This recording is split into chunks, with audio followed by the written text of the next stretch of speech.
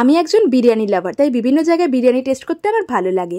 Living with Rahul চ্যানেলে রাহুল দা কাজের দিন নতুন রেস্টুরেন্ট রিবাজি থেকে তাই আনিয়েছিলাম দুটো মাটন বিরিয়ানি আর একটা মাটন চাপ।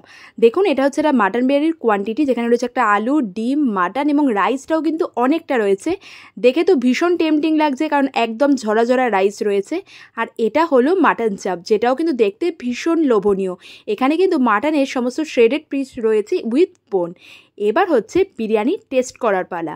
চলুন এবার বিরিয়ানির ফার্স্ট বাইটটা নেওয়া যাক। একটু চাল, আলু আর মাংস দিয়ে আমি নিলাম first bite. After having the first bite আমি কিন্তু ভীষণই ডিসঅ্যাপয়েন্টেড হয়েছি। বিরিয়ানিতে নুন কম, লবঙ্গের অতিরিক্ত গন্ধ ছাড়ছে। মোট কথা পুরো বিরিয়ানি কিন্তু একদমই জমেনি বস। আমি কিন্তু অনেক জায়গার বিরিয়ানি টেস্ট করেছি, আমি জানি না কেন এখানে কিন্তু কোনো লোকাল তেলের গন্ধ আছে সেরকম না।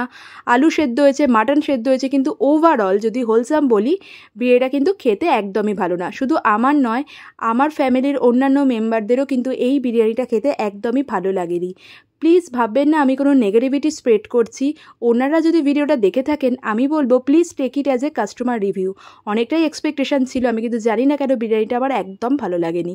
এবার আসি মাটন চাপের কথায়। উইথ বোন হওয়ায় প্রত্যেকটা গালে গালে হাড় পড়ছে, যেটা কিন্তু ভীষণ ইরিটেটিং। এবং গ্রেভিটা কিন্তু একটু এলিয়ে গেছিলো, মানে আমি জানি না সেটা গরমের জন্য কিনা।